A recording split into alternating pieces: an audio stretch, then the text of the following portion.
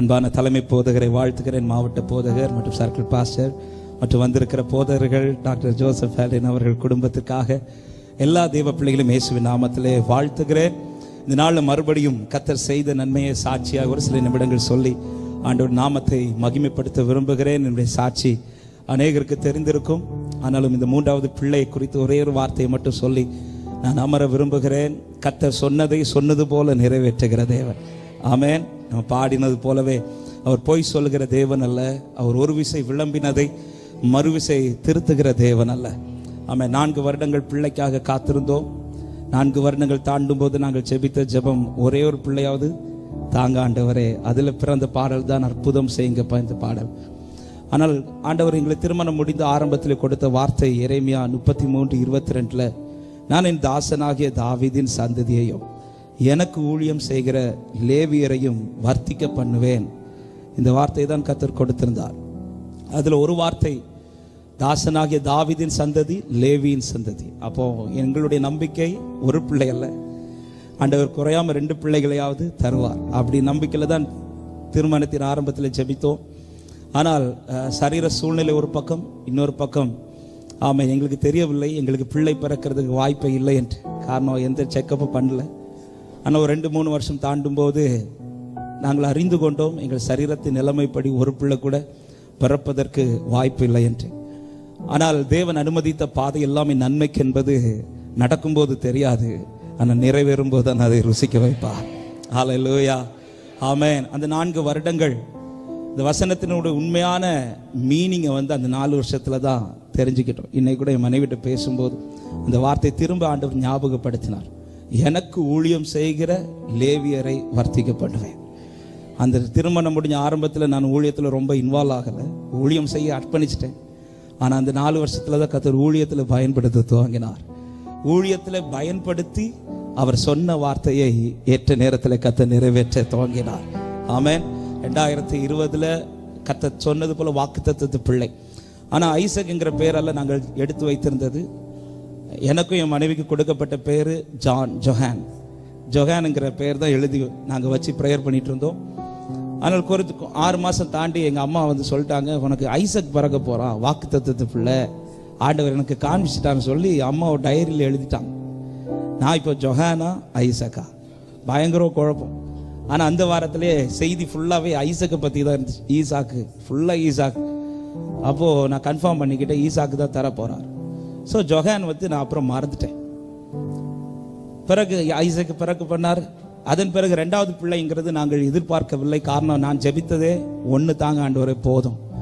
ஆனால் கர்த்தர் கேட்டு மகிழ பண்ணுகிறவர், சியோனை கேட்டு மகிழ பண்ணது போல 2வது பிள்ளையை கர்த்தர் கேட்காம கொடுத்தார். ஆனால் கேட்காம கொடுக்கும்போது ஆண்டவர் கன்ஃபார்ம் பண்ணிட்டார் இது கேர்ள் பேபின்ட்டு. அப்பொழுதே ஆண்டவர் பெயரை என்னுடைய ஒய்ஃபுடைய அம்மாவுக்கு கொடுத்துட்டார், ரேமாங்கிற பெயரை கொடுத்தார். அதையும் கர்த்தர் சபையிலே வார்த்தையின் மூலமாக வெளிப்படுத்தினார்.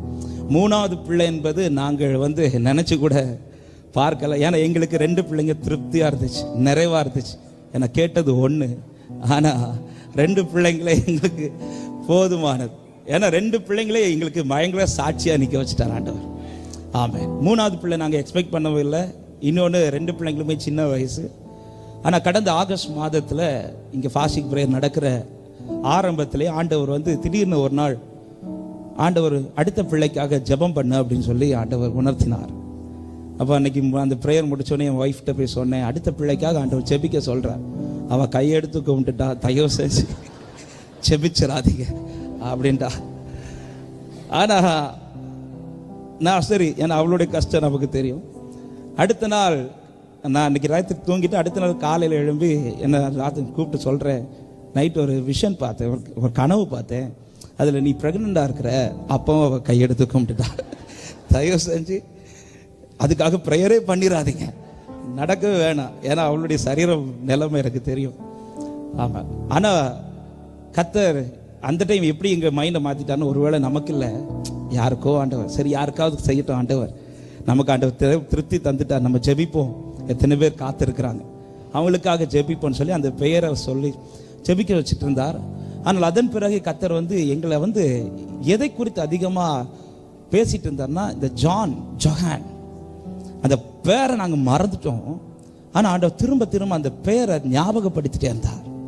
எனக்கு அந்த பாடல் பிரதர் பாடும்போது தாவீதுக்கு நான் பொய் சொல்லேன் என்ற வார்த்தை, ஏன்னா ஃபர்ஸ்ட் நேம் கொடுத்தது ஜொஹான் தான். ஆமென். அப்போ அந்த பேரை ஞாபகப்படுத்துகிறார். ஒரு குறித்த ஒரு 2-3 மாதம் தாண்டி திடீர்னு என் ஒய்ஃப் ஒரு டைரி எடுத்து பார்க்குறான். அந்த டைரி எடுத்து பார்க்கும்போது அதில் என்னுடைய பெயர், அவளுடைய பெயர், அது பிறகு 3 பிள்ளைங்க பேர் எழுதியிருக்கும். ஃபர்ஸ்ட் பிள்ளை பேர் ஐசக், 2வது பிள்ளை பேர் ஜொயானா ரேமா, 3வது பிள்ளை பேர் ஜொஹான் சாம் ஜாய்சன். இது கன்சீவ் ஆகிறதுக்கு 2 நாள் முன்னாடி டைரி என் கையில் கிடைக்குது. அவள் காமிச்ச உடனே நான் சொல்கிறேன், ஒரு வேளை சொன்னது போல் நீ ப்ரெக்னென்ட் ஆக போகிறேன். அடுத்த நாள் ஆண்டவர் கன்ஃபார்ம் பண்ணுறாரு, அவன் பிள்ளை வயிற்றுக்குள்ளே வந்துருச்சு. ஏற்ற நேரத்தில் ஆண்டவர் அழகான ஜொஹான் சாம் சொன்னதை சொன்னது போல. அல்லேலூயா. நீர் சொல்லியும் செய்யாதிருப்பீரோ, சொன்ன வார்த்தையை மறந்து போவீரோ. நீர் சொல்லியும் செய்யாதிருப்பீரோ, சொன்ன வார்த்தையை மறந்து போவீரோ. ஒரு முறை என்னிடம் நீர் சொன்னதை குறித்திட்ட காலத்தில் நிறைவேற்றுவீர். ஒரு முறை என்னிடம் நீர் சொன்னதை குறித்திட்ட காலத்தில், ஆமென், என்னோடு நீர் சொன்ன வார்த்தைகளை எனக்காக நினைத்து நிறைவேற்றினீர். என்னோடு நீர் சொன்ன வார்த்தைகளை எனக்காக நினைத்து. ஆண்டவர் சொன்னது போல ஒரு வார்த்தை கூட மாறவில்லை. எனக்கு தைரியமா சொல்ல முடியும், பிள்ளைகள் கர்த்தரால் வரும் சுதந்திரம் என்பதின் சாட்சி தான் நாங்கள். காரணம், இன்னைக்கும் சரீரத்தின் பலவீனம் அதே பலவீனம் தான், ஆனால் வார்த்தை பலவீனம் உள்ளதல்ல.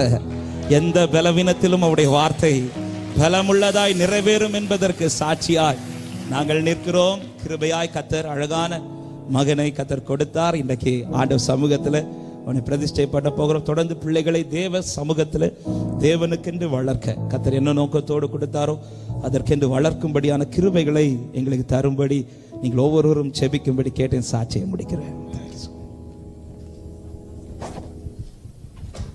ஹல்லேலூயா. கரங்களை உயர்த்தி ஹல்லேலூயா.